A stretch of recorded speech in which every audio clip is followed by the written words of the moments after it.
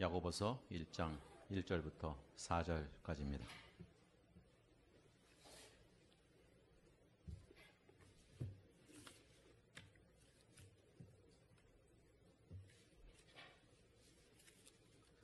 하나님과 주 예수 그리스도의 종 야고보는 흩어져 있는 12지파에게 문안하노라. 내 형제들아, 너희가 여러 가지 시험을 당하거든 온전히 기쁘게 여기라. 이는 너희 믿음의 시련이 인내를 만들어내는 줄 너희가 알미라. 인내를 온전히 이루라.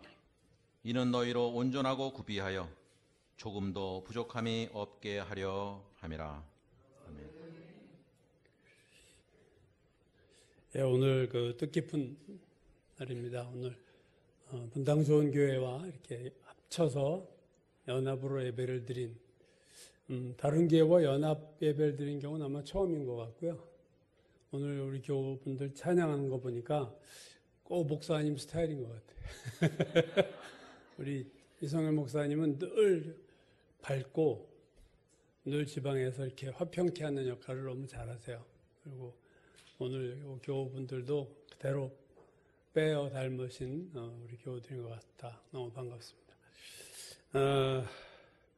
오늘 연합 예배라 더 밝고 그런 주제를 할까 생각도 했지만 지난주에 용래 목사님 설교에 이어서 오늘도 시험에 대한 말씀을 좀 더 하려고 합니다. 야고보서 오늘 1장 1절에서 4절을 보셨는데 1절은 그 야고보서를 받는 사람들이 누군가 하는 거죠. 흩어져 있는 12지파다. 그러니까 이게 유대인인지 일반 교회인지는 불분명하지만 어쨌든 교회들, 유대인이 있든 이방인이 있든 교회들에게 편지, 그러니까 특정 교회에게 바울처럼 로마에 있는 교회 이런 게 아니라 다수의 교회들에게 쓴 서신이다. 이렇게 보시면 될 것 같고요. 1절은 이제 그 수신자에 대한 얘기면 2절이 이렇게 하죠. 내 형제들아, 너희가 여러 가지 시험을 당하거든 온전히 기쁘게 여기라. 자, 오늘 말씀의 주제가 시험입니다. 개역개정이 오늘 제가 읽었지만 너희가 여러 가지 시험을 당하거든 이렇게 번역을 했는데 이게 오해를 많이 받는 번역이에요. 그러니까 당하거든, 만약에 당한다면 이런 의미로 해석이 될 가능성이 높은, 그러니까 영어에서 if죠. 만약에 너희가 못한다면 그런 것처럼 우리에게 다가오지만 특별한 상황에서만 일어날 일처럼 오해가 되지만 사실은 정확하게 번역하면 너희가 시험을 당할 때에 이렇게 번역해야 맞습니다. 그러니까 영어에서 when으로 번역하고 if가 아니다 그거죠. 모든 영어 성경은요, 100% 수십 개 영어 성경 다 when 이렇게 번역했어요. 또는 whenever, 할 때마다. 그러니까 너희가 고난을 당할 때에 늘 당하는 것인데 너희가 고난을 당할 때에 이런 의미죠. 너희가 고난을 당할 때마다, 그러니까 시험을 당하는 것이 인생의 특별한 상황이 아니라 일상적인 삶의 일부라는 거예요, 이게. 누구는 고난이 없고 나는 고난이 있고 이런 일은 없고, 누구는 시험 당하고 나는 시험이 없고 이런 일은 없다는 거죠. 고난, 시험을 당하는 것이 우리의 삶 자체다. 여기서 너희라고 하는 것은 구원받은 성도들이죠. 그러니까 시험 당하는 대상에 대해서 야고보가 내 형제들아 이렇게 부르고 있어요. 그러니까 사실은 엄밀한 의미에서는 시험을 당하는 것은 모든 사람이 아니라 모든 그리스도인입니다. 그러니까 모든 그리스도인들, 내 형제들아 너희가 여러 가지 시험을 당하거든. 그러면 누가 우리를 시험하는가? 이거는 우리가 당하는 시험이 어떤 시험인가에 따라 다릅니다. 즉 우리를 유혹해서, 영어에서 temptation, 유혹해서 멸망시키려고 하는 시험은 사탄이 주는 시험이에요. 반면 우리를 테스트, 시험을 통해서 더 나은 신앙으로 끌고 가려는 것은 하나님이 주시는 시험입니다. 오늘 야고보서 본문 조금 뒤에 같은 1장 뒤에 13절과 14절인데요. 우리 한번 좀 같이 읽을 수 있을까요? 야고보서 1장 13절과 14절 말씀 같이 읽겠습니다. 사람이 시험을 받을 때에 내가 하나님께 시험을 받는다 하지 말지니 하나님은 악에게 시험을 받지도 아니하시고 친히 아무도 시험하지 아니하시느니라. 오직 각 사람이 시험을 받는 것은 자기 욕심에 끌려 미혹됨이니. 자, 무슨 말입니까? 하나님이 시험하지 않으신다. 시험 받는 이유는 본인의 욕심과 육신의 정욕 때문에 받는 거다. 이렇게 얘기했는데 재미있는 것은 창세기 22장 1절, 이건 찾지 않겠어요? 유명한 그 모리아산 사건이죠. 이삭을 제물로 바치는 1절이 이렇게 시작해요. 그 일 후에 하나님이 아브라함을 시험하시려고 그를 부르시되. 자, 창세기에서는 하나님이 시험을 하시려고 아브라함을 부르셨다. 야고보서에서는 하나님 시험하지 않는다고 하셨는데 창세기 22장에서는 하나님이 아브라함을 시험하시려고 부르셨다.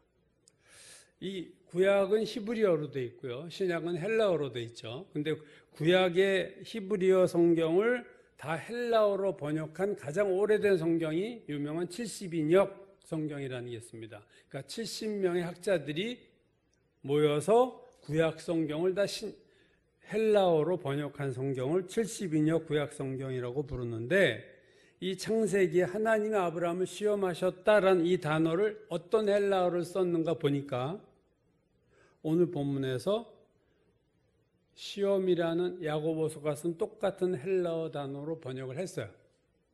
그러니까 하나님도 우리를 시험하신다. 오늘 야고보가 얘기한 것과 같은 시험을 하나님이 우리를 시험하신다. 그러니까 하나님 아무도 시험하지 않으신다는 그 시험의 단어와 하나님이 아브라함을 시험하셨다라는 이 두 단어가 같은 단어라는 거예요. 하나님은 구약에서는 시험하셨고 신약에서는 시험하지 않는다. 이렇게 말씀한 결과처럼 보이죠. 이게 무슨 의미일까 할 때 그 플라톤, 그러니까 소크라테스의 제자이고 플라톤이 소크라테스 제자죠. 그러니까 플라톤과 이렇게 같은 같은 제자로 공부했던 크세노폰이라는 사람이 있습니다. 그 사람이 쓴 헬라어 책을 보면은요, 재미난 게 이 시험이라는 단어를 썼는데 이 시험이라는 단어가 소크라테스의 제자인 크세노폰이 어떤 곳에서는 여성의 순결을 짓밟으려는 시도 이런 것으로 시험을 썼고 또 다른 곳에서는 같은 단어를 내가 거룩한 성전에 들어가려는 시도하는 것을 시험이라고 했어요. 트라이, 영어에서 트라이죠. 해보는 거죠, 이렇게. 그러니까 결론이 뭐냐면 성경에 나오는 시험은 다 똑같은 헬라어 단어예요. 변형은 있어도. 그러면 이 시험이 어떻게 해석하느냐 할 때는 방법이 하나밖에 없는 거예요. 문맥으로 해석해라. 그때의 분위기가 어떤 분위기 속에서 이 단어가 나왔는가를 보내는 거예요. 하나님이 아브라함을 시험하시려고 하신 것은 유혹을 한 게 아니라 죄를 짓게 하시려고 하나님이 테스트한 거죠. 그렇죠? 반면에 하나님은 야고보서 시험하지 않으시냐 할 때 시험은요, 유혹입니다. 그러니까 결국 테스트는 하나님이 하세요. 시험이 테스트로 번역될 때는 하나님이 하신 거고 시험이 유혹이라는 의미가 될 때는요, 이건 사탄이 하는 거예요. 그렇게 보시면 맞습니다. 그러니까 우리는 하나님도 시험하시고 마귀도 우리를 시험해요. 하나님 우리를 테스트하셔서 더 좋게 만들려고 테스트하시고 마귀는 우리를 무너뜨리려고 유혹하는 시험을 한다. 이렇게 보시면 아마 맞을 거예요. 그래서 하나님은 절대로 사탄처럼 시험은 안 하신다. 유혹하지 않지만 자신의 백성을 테스트하신다. 그런 테스트하는 시험은 하신다. 그 말이죠. 자, 이제 오늘 2절을 다시 보면요. 내 형제들아 너희가 여러 가지 시험을 당하거든 온전히 기쁘게 여기라. 자, 시험은 누구에게나 오는데 오늘 야고보는 여러 가지 시험이다 이렇게 얘기했어요. 여러 가지 시험. 시험의 개수라는 것보다 종류죠. 여러분 시험하면은요 되게 고난을 생각합니다. 나에게 고난이 올 때 내가 시험에 들었다. 근데요 시험에는 고난만 있는 게 아닙니다. 우리가 잘 아는 예수님이 광야에서 마귀에게 시험을 받죠. 마태복음 4장 1절. 그때 예수께서 성령에 이끌려 마귀에게 시험을 받으러 광야로 갔다. 예수님도 시험을 받으셨는데 마귀로부터 3번이나, 여러분 그 내용 잘 아시죠? 고난이었습니까? 예수님이 광야에서 당한 3가지 시험? 아니었어요. 돌로 떡을 만들어라. 이게 고난이에요? 아니잖아요. 유혹이죠, 유혹. 사람이 떡으로만 살 것이 아니라 하나님의 말씀으로 산다. 이렇게 해서 물리쳤어요. 2번째 시험은 높은 산꼭대기에서 뛰어내리면 천사들이 너를 받들을 거야. 이것도 고난의 문제가 아니에요. 3번째, 높은 산에서 천하만국을 보여주면서 나에게 절하면 이거 다 줄게. 이게 여러분 고난입니까? 아니잖아요. 시험은 종류는 여러 가지인데 크게 보면은요, 고난으로 오는 시험도 있지만 많은 경우에 여러분 사실 유혹으로 옵니다. 우리가 세상에 살기 때문에 유혹으로 시험이 와요. 시험이라는 헬라어는 테스트라는 뜻도 있고 유혹, 템테이션이라는 뜻도 있어요. 그래서 이런 걸 다 포함해서 여러 가지 시험입니다. 우리는 여러 가지 시험을 당해요. 고난의 시험도 당하고 유혹의 시험도 당합니다. 근데 오늘 본문에서 뭐라 그래요? 여러 가지 시험을 당할 때 온전히 기쁘게 여기라. 그냥 기뻐하라가 아니라 온전히 기쁘게 여겨라. 여겨라. 온전히 기쁘게 여겨라. 이 여긴다라는 단어는요, 우리가 로마서 강의할 때 로마서 6장의 이 단어가 되게 중요한 거죠. 여긴다는 것은 믿음이에요. 여긴다는 것은 현실이 아닌 것을 여기는 거예요. 현실은 그렇지 않은데, 그렇지 않습니까? 내가 돈이 많은데 현실적으로 돈이 많다고 여기는 리는 없어요. 그죠? 내가 돈이 없는데 돈이 있는 것처럼 여기는 거죠. 여긴다는 것은 현실을 보고 하는 게 아니거든요. 이거는. 이게 믿음입니다. 내가 예수 그리스도와 함께 옛사람이 십자가에서 못 박아 죽였다라고 여기는 거예요. 난 모르잖아요. 안 봤잖아요. 그때 십자가에서 내가 죽는 거 옛사람이. 오늘 2절에서 온전히 기쁘게 여기라, 이 말씀은 현실은 기쁠 것이 없는데 기쁘다고 생각해라. 기쁘다고 여겨라. 기쁘다고 믿어라. 왜 현실이 기쁘지 않은가? 오늘 3절에 이런 단어가 나오죠. 이는 너희 믿음의 시련, 지금 시련을 받고 있어요. 기쁜 상황이 아닙니다. 야고보서를 받는 초대교회 성도들은 너희 믿음의 시련이 지금 시련을 당하고 있어요. 오늘 야고보서 본문이 말하는 시험은 유혹이 아니라 고난이라는 것을 우리가 이제 알 수 있죠. 고난입니다. 그래서 2절에서는 시험을 당하거든 했지만 3절에서는 이걸 시련이라고 더 구체적으로 얘기를 하고 있어요. 그런데 왜 기쁘지 않은 현실을 시련을 당하고 있는데 현실적으로는 온전히 기쁘게 여기라고 하느냐? 그 근거가 3절에 나옵니다. 이는이 뭐예요? 그 이유는 너희 믿음의 시련이 인내를 만들어내는 줄 너희가 알미라. 이는 너희가 알기 때문이다. 이거예요. 온전히 기쁘게 여겨라 하고 얘기하는 이유는 뭐냐면 야고보가 하는 말이에요. 너희의 믿음의 시련이 인내를 만들어내는 줄을 너희가 알지 않느냐? 여러분, 아는 것이, 알미라는 것이 여김을 가져와요. 알면 영적 지식인데 여김은 믿음이죠. 영적 지식에서 믿음이 옵니다. 그러니까 이는 너희가 알기 때문이다. 그럴 수 있는 이유, 너희가 기뻐할 수 있는, 온전히 기뻐할 수 있는 이유는 너희가 이러이러한 것을 알기 때문이야. 그러면 그러기 때문에 너희는 기뻐할 수 있어. 여러분, 우리가 한번 다음 화면을 좀 띄워주시죠. 자, 기쁘게 여기라. 이는 너희가 알미라. 알기 때문이다. 연결을 보시죠. 이는 알미라. 그 다음 우리가 로마서에서 여러 번 봤던 거죠. 만일 우리가 그리스도와 함께 죽었으면 또한 그와 함께 살 줄을 믿노니 이는 알미로라. 그렇죠? 알기 때문에. 너희가 알잖아. 알기 때문에 그렇게 믿을 수 있다. 그렇게 여길 수 있다. 기쁘게, 온전히 기쁘게 여길 수 있다. 왜? 알기 때문에. 너희가 온전히 믿을 수 있다.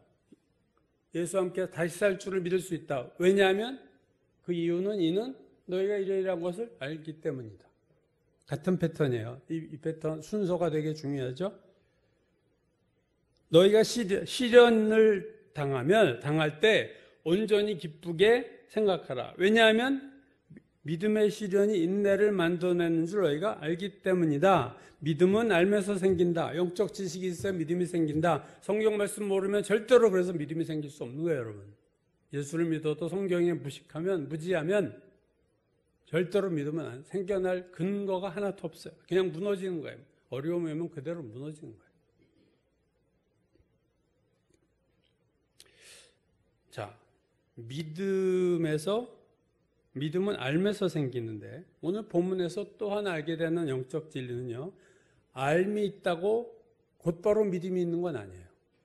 영적 지식이 있다고 내가 곧바로 믿음이 생기는 것은 아니라는 거죠. 여러분 오늘 본문을 통해서 알 수 있는 것은 야고보서를 받은 당시의 성도들은 믿음의 시련이 인내를 만들어내는 줄을 알고 있었음에도 불구하고 온전히 기뻐하지 못했어요. 그렇기 때문에 야고보가 명령하는 거예요. 만약에 온전히 기뻐하고 있으면 이 명령을 하겠습니까? 안 하겠죠. 그래서 지금 야고보서를 받은 흩어진 12지파들의 문제는 영적 지식, 알미 있었는데 그것으로 인해서 그들이 환난과 시련을 당할 때 온전히 기뻐하지 못했다. 그렇기 때문에 너희들 알잖아. 너희 기뻐해야 돼. 이렇게 야고보가 그들을 다시 깨우치는 거죠. 알면서 믿음이 생긴다. 이건 진리죠. 로마서 10장 17절 믿음은 들음에서 나며 들음은 그리스도의 말씀이다. 믿음은 말씀을 들을 때 생기는 거예요. 그래서 말씀 많이 들었어요. 이 흩어진 12지파가. 그래서 알미 있었어요. 근데 아직 시험이 올 때 기뻐할 수 있는 것까지 가지 못했다. 말씀을 아는 것이 곧바로 믿음을 만들어내지 못하는 경우가 많습니다. 오히려 드물어요. 내가 어떤 영적인 진리를 깨달은 순간 믿음이 팍 생길 수도 있지만 그런 경우는 드물고 이게 시간 시차가 좀 존재한다는 거죠. 내가 영적 지식이 있어요. 뭔가를 알았어요. 뭔가를 깨달았어요. 그게 실제 삶에서 믿음화돼서 나타나는 거에는 시차가 갭이 존재할 수 있습니다.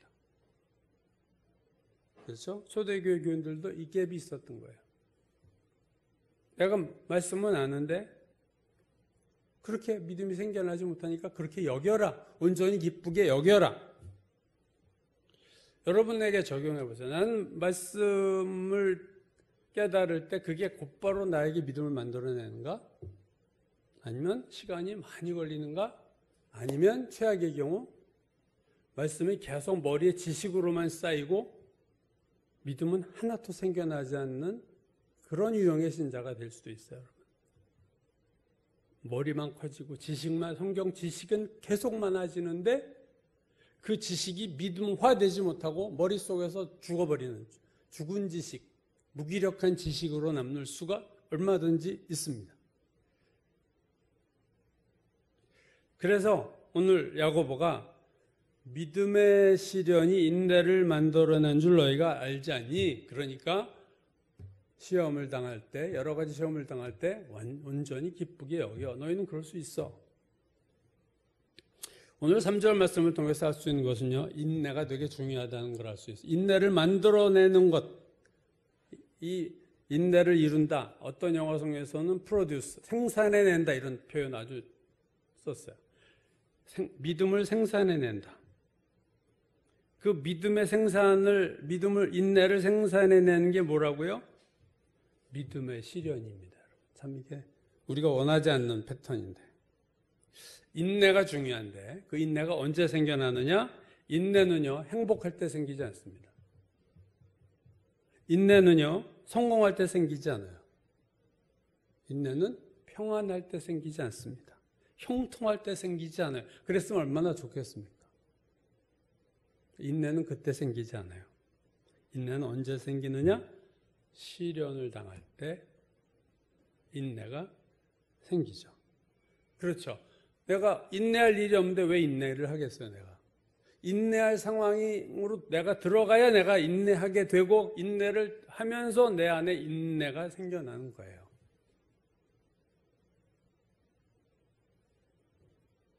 믿음의 시련이 인내를 만들어낸다. 로마서 5장 3절 우리가 잘 알죠. 환난은 인내를 만들어내고 인내는 연단은 소망을 만들어낸다. 하나가 계속 만들어내는데 처음 인내를 만들어내는 게 뭐냐? 환난, 어려움, 시험이었습니다. 인내는 연단이란 단어를 제가 얘기했죠. 이 연단이란 단어를 킹제임스 성경에도 그렇고 이걸 어떤 검증된 성품이다. 이게 영어 성경이 그렇게 보니까 캐릭터라는 단어 썼어요. 하나님이 인정한 성품. 이게 연단이에요. 그러니까 인내를 오래 하면서 환난이 인내를 만들어내고 인내가 오래되면 그 인내가 만들어내는 것이 하나님이 인정하는 성품이 돼서 그 다음에 소망으로 넘어가는 거예요. 그러니까 성품이 변화되는 거죠. 결국. 왜 인내가 필요하냐? 인내해야 성품이 변하는 거예요. 인내를 해야. 좋은 환경에서 이 성품이 변화되는 사람 없어요. 더 강화되지 안 좋은 것이. 자꾸 교만해지지 오히려.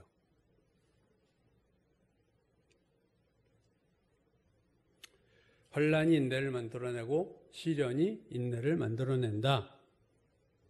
이 인내하다라는 이 헬라어 동사인데요. 인내하다라는 헬라어 동사는요. 두 단어가 합쳐져서 합성어라고 그러죠. 우리가 합성어예요. 첫 번째 하이포가 앞에 붙고 그 다음에 메노라는 단어가 붙는데 여러분이 메노는 제가 여러 번 설명했습니다. 요한복음 15장에 포도나무와 가지에 비유해서 내 안에 거하라. 이 거하라가 메노예요. 나도 너희 안에 거하리라 메노예요. 메노란 단어가 요한복음 15장에 부지기수로 나오고 요한복음에만 엄청나게 많이 나온다 그래요. 요한의 단어예요. 이 거한 단어 메노는 오늘 이 인내가 메노예요. 거하는 거예요. 영어에서 remain 남아있는 거예요. 하이포라는 앞에 접두사가 붙어서 무슨 뜻이 되냐면은 옆에 남아있는다. 밑에 남아있는다. 그 안에 남아있는 전치사예요. in 영어에서 in 안에 with 그 함께 by 뭐뭐 옆에 남아있는 거예요. 인내는 직역하면 떠나지 않고 계속해서 그것과 남아있는 거예요. 그것 안에 남아있고 때로는 그것 옆에 남아있고 때로는 그것과 함께 남아있는 겁니다. 그것이 뭐겠어요 여기서? 인내는 무엇과 함께 그 속에 그 안에 남아있는 건데 그게 뭐냐고요? 이게 말씀입니다. 인내는 뭐냐? 말씀 안에 남아있는 거예요. 말씀을 떠나지 않는 거예요. 하나님 안에 남아있는 거예요. 주님 안에 있는 거예요. 주님 옆에 그대로 서 있는 거예요. 제자들이 고난이 오니까 다 주님을 버리고 도망갔잖아요. 남아있는 제자가 하나도 없었잖아요.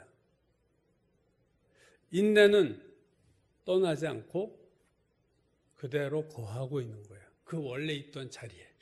환난이 오기 전에 남아있던 주님이 옆에 있던 자리에 환난이 오면 다 떠나고 하나님 멀리하고 원망하고 다 분리가 되는데 그렇게 하지 말고 계속 거하라. 계속 남아있으라. 말씀 안에 환난이 오면 아이 교회도 안 나가고 성경도 안 보고 하나님 원망하고 말씀 안에 남아있지 않고 주님 안에 남아있지 못해요. 창세기 요셉 여러분 잘 아시죠? 자꾸 꿈을 꾸고 꿈속에 매일 자기를 높이는 꿈 얘기만 하고 아버지는 또 12아들 중에서 또 요셉만 이뻐하고 색동옷 입히고 하니까 형들이 열받아가지고 어느 날 애굽으로 가는 노예상에게 팔아버렸어요. 참 놀라운 일이에요. 자기 동생을 팔아버렸어요. 근데 보디발의 시위대장, 경호대장, 대통령 경호대장급이죠. 바로의 시위대장 집으로 가서 아주 잘 풀렸어요. 노예 중에서는 아주 좋은 곳으로 간 거죠. 근데 그 보디발의 아내가 늘 유혹을 해요. 그래가지고 창세기 39장 10절 보면 여인이 날마다 요셉에게 청하였다. 계속 청하는데 요셉이 듣지 아니하고 동침하지 아니할 뿐 아니라 함께 있지도 않았다. 그러나 요셉은 끝까지 말씀 안에 남아 있었고 하나님 안에 남아 있어요. 유혹에 대해서도 여러분 유혹의 시험도 계속 인내해야 되는 거예요. 유혹이 온다고 그리 홀랑 넘어가는 게 아니라 내 자리에 그대로 있는 거죠. 요셉이 그 보디발의 아내에게 한 유명한 말이죠. 내가 어찌 이 큰 악을 행하여 하나님께 죄를 지으리까? 나 못합니다 하고 넘어가지 않았어요. 그대로 주님과 함께 있었어요. 하나님과 함께 있었습니다. 유혹이 올 때도 자리를 지켜야 되고 시련이 올 때도 자리를 지키는 것이 인내입니다. 여러분, 인내의 믿음처럼 중요한 게 없어요. 그렇죠? 어려움이 왔을 때 말씀을 떠나지 않는 사람 드물고, 시험이 왔을 때 주님 곁에 남아있는 사람이 드뭅니다. 자, 그래서 인내가 중요한데 4절은요 한 단계 더 나가죠. 4절 볼까요? 인내를 온전히 이루라. 이는 너희를 온전하고 고비하여 조금도 부족함이 없게 하려 함이라. 자, 야고보는 믿음의 시련이 인내를 만들어냈는데 인내가 조금 생겼다고 만족하지 말고 인내를 온전히 이루라. 온전한이라는 단어가 4절에 2번 나오죠. 인내를 온전히 이루라. 이는 너희로 온전하고 구비하여 조금도 부족함이 없게 하려 합니다. 온전하다는 것이 퍼펙트하다는 뜻이 아니라 성숙하다는 뜻입니다.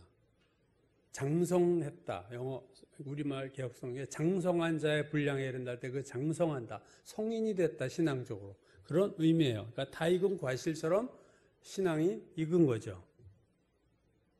여러분, 인내가 온전하다는 게 뭐겠어요? 시련이 나한테 왔을 때 인내해야 되는데 그 인내가 언제까지 간다고요? 시련이 끝날 때까지 인내하는 게 온전한 인내입니다. 초반엔 잘 인내하다가 못 견디겠어 하고 그냥 말씀을 떠나고 성경 안 보고 기도 안 하고 예배도 잘 안 나가고.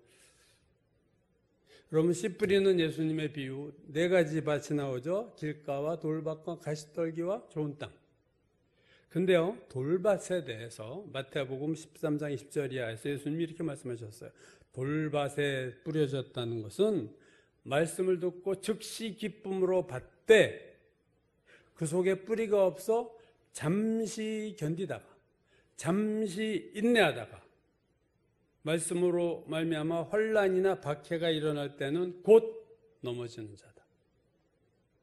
돌밭의 문제는 뭐냐면요, 말씀을 기쁨으로 받아요. 언제요? 평안할 때. 아멘도 잘하고 할렐루야도 잘하고 다 좋은데 문제는 뭐냐? 뿌리가 없어. 신앙에 얕은 밭이죠. 밑에 돌이 있으니까 뿌리가 들어갈 수가 없는 구조적인 어떤 마음의 상태가 되어 있어요. 그래서 잠시 견디다가 잠시 인내하다가 혼란이나 박해가 일어나면 바로 넘어지는, 그냥 푹 주저앉는. 그러니까 참 그걸 어떤 분은 고무풍선 신앙이라고 그랬는데 평소에 믿음이 좋아 보였는데 바늘 톡 찌르면 없어져. 그냥 어려움 오면 푹 주저앉아. 그게 돌밭입니다. 보통 때는 아주 열정이 있고 열심도 있고 말씀에 기쁨으로 받다. 말씀에 대한 반응, 영적 반응이 되게 빨라요. 근데 환난이나 박해가 오면 푹, 언제 내가 예수를 믿었던가 그냥 푹 꺼져버려요. 반면 좋은 땅에 대해서는 누가복음 8장 15절에서 예수께서 이렇게 말씀하셨어요. 좋은 땅에 있다는 것은 착하고 좋은 마음으로 말씀을 듣고 지켜 인내로 결실하는 자다. 좋은 땅에 뭐라고요? 인내로 결실한다. 인내, 끝까지 말씀 안에 있고 끝까지 주님 옆에 있다 보면은 결실, 수확까지 간다. 돌밭인 자도 인내를 하죠. 잠시 동안. 환경이 좋을 때는 참 신앙 좋은 사람 같지만 환란이 오면 무너지는. 그러나 좋은 땅 신자는요, 환란이 끝날 때까지도 인내하는 거예요. 환란이 끝날 때까지 인내하는, 이게 온전한 인내입니다, 여러분. 가다가 중지 못하면 아니감만 못하다. 끝까지 인내 안 하면 그거 의미가 없는 거예요. 피식피식 넘어지면 그게 아무런 열매와 축복이 우리가 받기도 어려운 거 아니겠습니까? 결국 신앙이 좋다는 것은 시험이 왔을 때 얼마나 인내할 수 있는가에 의해서 결정됩니다. 이렇게 인생을 살다 보면, 목회를 하다 보면요, 어떤 분이 어떤 때에 되게 믿음이 폭발적으로 막 역기를 들듯이 막 불끈불끈 막 신앙이 보이는데, 그것도 귀하지만 중요한 거는요, 순간적인 믿음이 아니라 지속적인 믿음이 귀합니다, 여러분. 죽을 때까지 예수 잘 믿는 거가 정말로 쉽지 않고요, 복입니다. 젊을 때 왕년에는 나무 뿌리 뽑고 난리치고 기도하는데 어느새 보면 교회 안 나와 있고, 중고등학교 때 학생회장 했는데 커서는 완전히 세상적인 사람들, 한둘이 아니에요.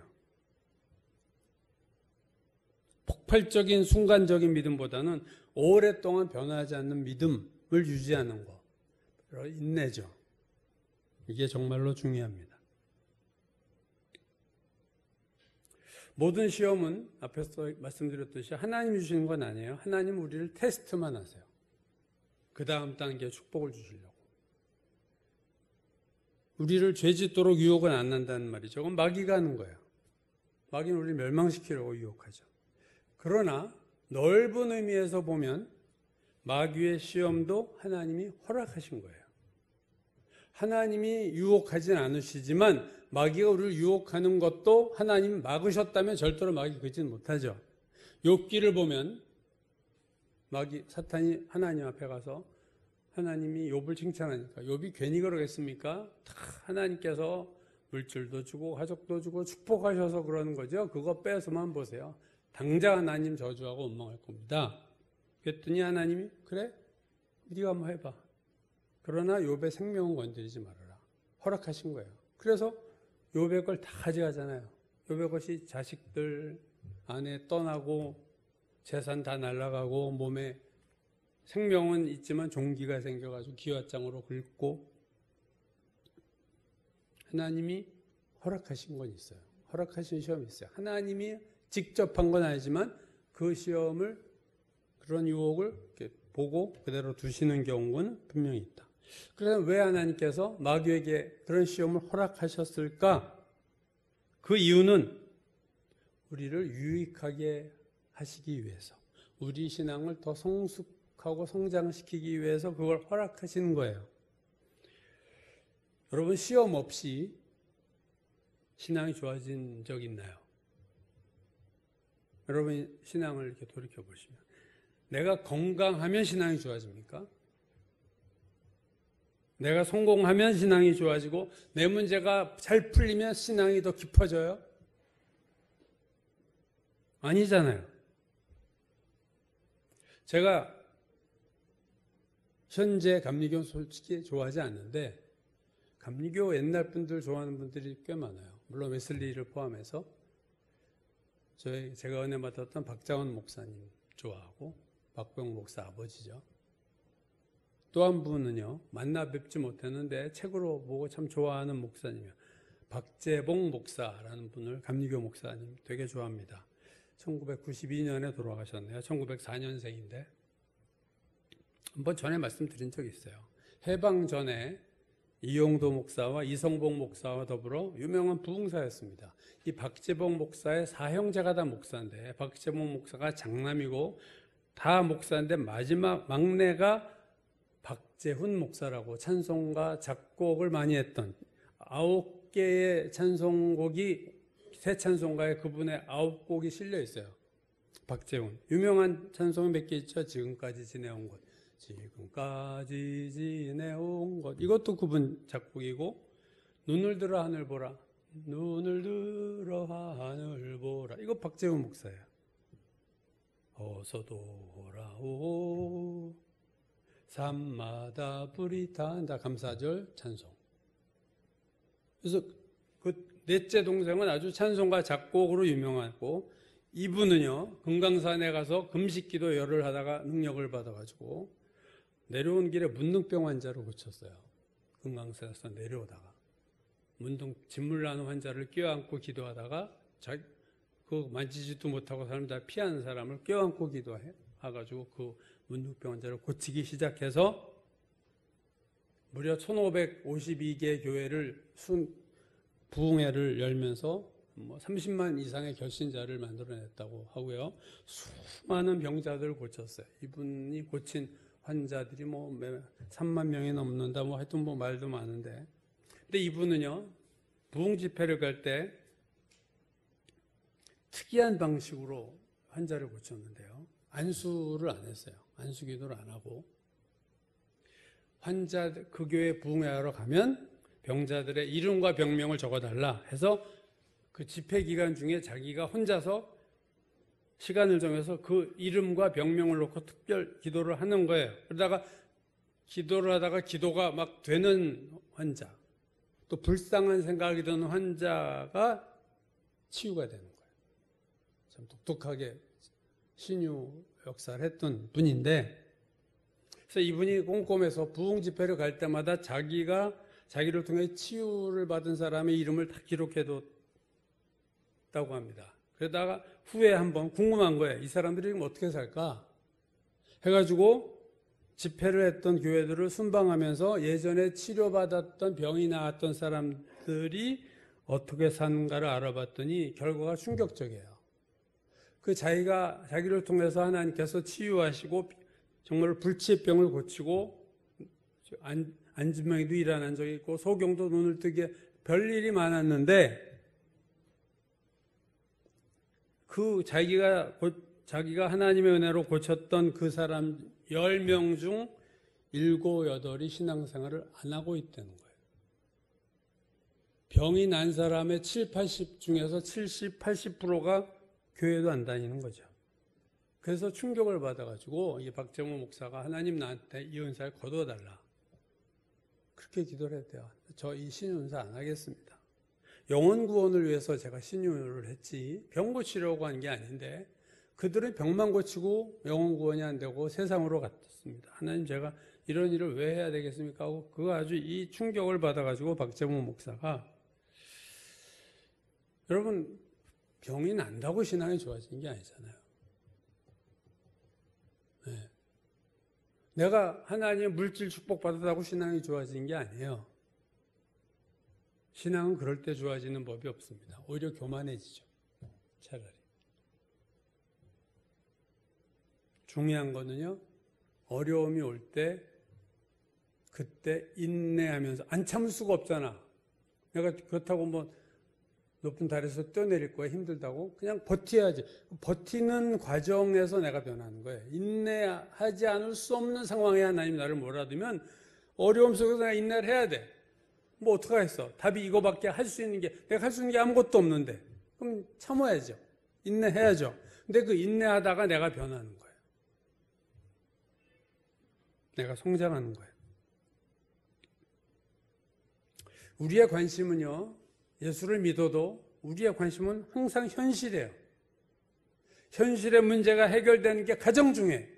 병이 나야 되고 사업이 잘 돼야 되고 우리 아이 대학 좋은 데 가야 되고 좋은 회사 취직해야 되고 이게 제일 1순위입니다. 여러분 기도 제목이 1순위예요. 시험을 당할 때 우리의 기도 제목은 하나님 시험을 빨리 끝나게 해주세요. 이 고난이 빨리 끝나게 해주세요. 항상 현실이에요. 우리 기도는. 현실을 바탕으로 한, 현실을 베이스로 한 기도. 근데요, 하나님은 우리랑 달라요. 하나님의 관심은 시험을 통해 우리가 성장하는 거예요. 참, 머리에 쥐가 나지.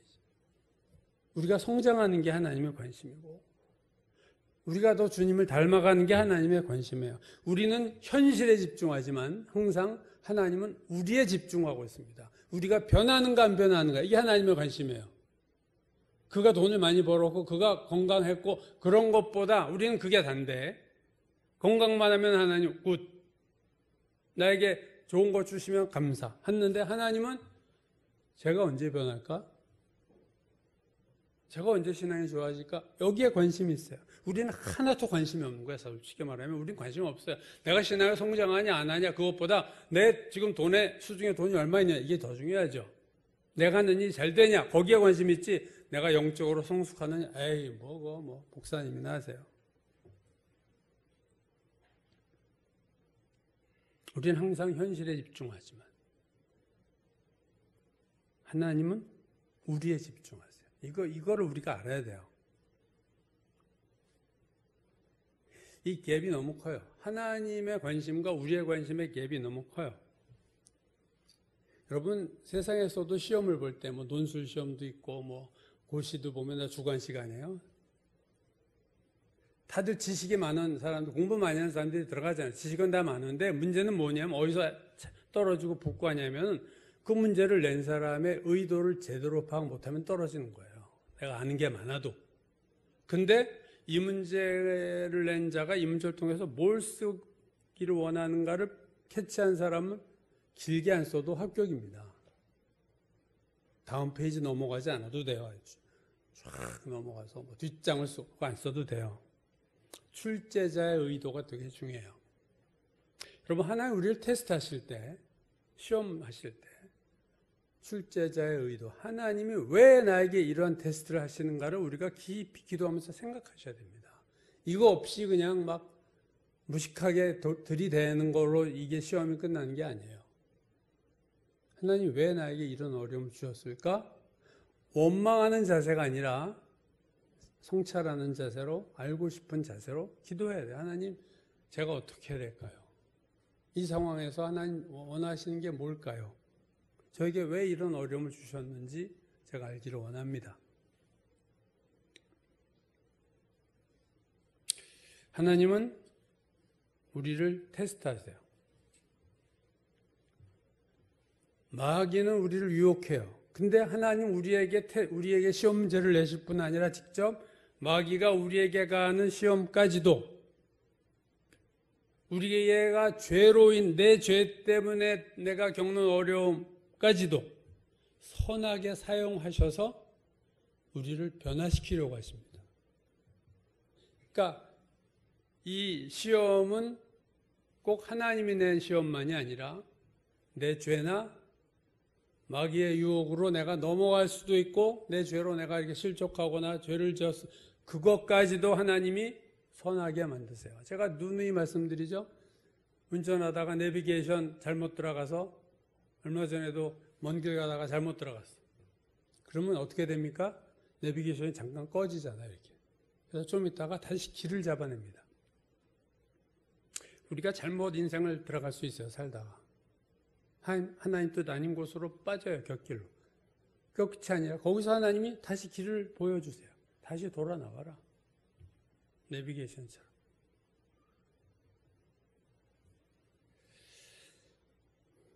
그래서 시험을 만날 때마다 하나님을 떠나지 않고 붙어 있어야 된다. 이 제일 원칙입니다. 하나님과 멀어지지 말고 하나님 곁에 바싹 붙어 있는 거예요. 더 바싹 다가가셔야 돼요. 어려움이 올 때. 그게 인내입니다. 여러분. 인내 어원이 거하는 곳에 그것 옆에 계속 거해라. 그것 밑에 거하라. 그것 안에 거하라. 그것 옆에 거하라. 그런 거 아니에요. 말씀 안에 거하고 말씀 위에 거하고 말씀 옆에 거하고 주님 옆에 거하고 이게 인내예요. 그러니까 어려움이 오면요. 여러분 하나님 앞에 바싹 다가가는 사람이 믿음의 사람이요. 지혜로운 사람입니다. 어리석은 사람은 어려움이 오면 하나님과 멀어져요. 삐져가지고 원망하고 불평하고 그러면 더 계속 내비게이션 길 잘못 들어갔는데 계속 더 멀리 가는 거죠. 다시 더 돌아 나올 길이 더 고달프잖아. 인내를 온전히 이루라. 오늘 야고보가 시험이 끝날 때까지 인내하라. 그러면 하나님이 더 큰, 더 새로운 축복을 주실 것이다. 그게 성경이 말하는 포인트입니다. 야고보서 5장 11절이 이렇게 말하죠. 보라, 인내하는 자를 우리가 복되다 하나니 너희가 욥의 인내를 들었고 주께서 주신 결말을 보았거니와 주는 가장 자비하시고 긍휼히 여기시는 이시니라. 하나님에 대한 절대적인 신뢰, 하나님 선하시다, 하나님 항상 옳다, 이게 우리 안에 있어야 돼요. 나에게 힘든 일이 생겨도 그래도 하나님이 옳으시고 하나님은 선하신 분이야. 이 믿음이 흔들리지 않고 가는 것, 이게 인내예요.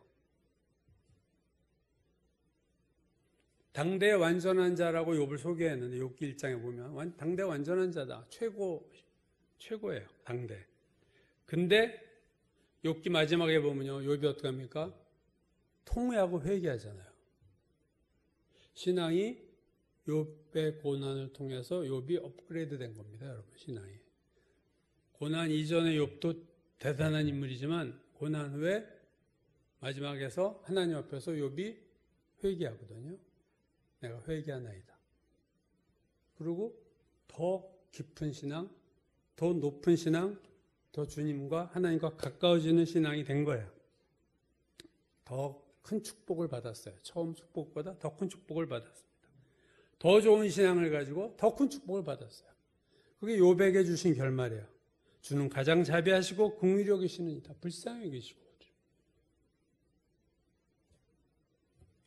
여기 있는 우리 모두 시험을 당하지 않은 분 한 분도 없을 거고요.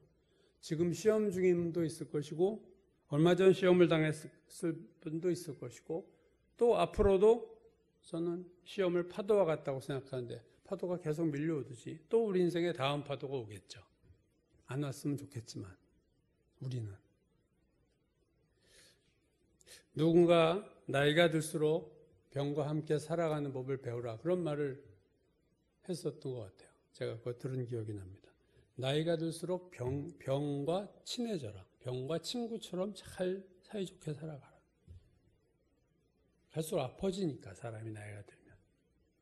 마찬가지로 여러분 시험과 함께 살아가는 법을 배워야 됩니다. 시험이 오면 왔구나. 이걸 또 어떻게 하지 힘들지만 또 잘 인내하고 그럴 때 우리 신앙이 업그레이드 되고 한 단계 또 높아지고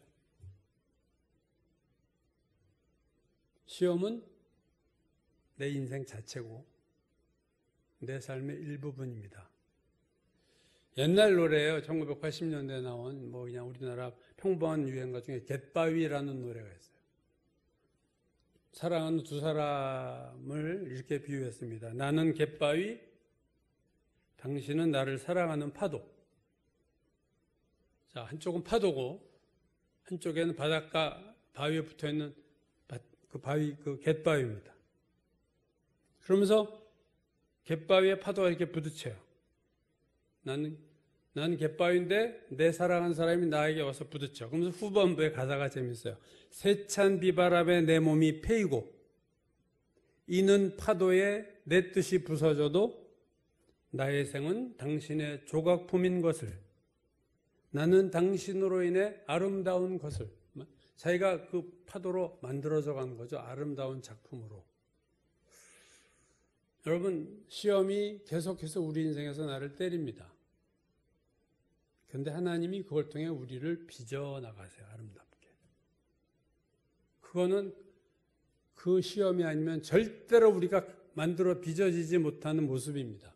우리가 형통하고 평안하고 모든 일이 잘 되고 건강하고 하는 사업도 잘 되고 자녀들도 잘 되고 하면은 절대로 우리는 하나님을 찾지 않아요. 그거 저는 아닙니다. 그런 사람이 있나요? 베드로도 그랬어요. 다 주를 버릴지도 저는 안 떠납니다. 그런 베드로가 3번 부인하고 저주했어요.